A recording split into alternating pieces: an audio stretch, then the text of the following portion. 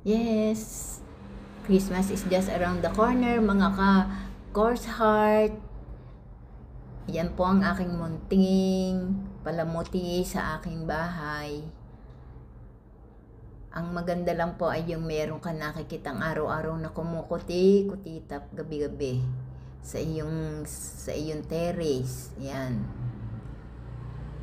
Hindi po yan nawawala sa atin, mga Pilipino. At yan, may umextra pang aso. Ayun.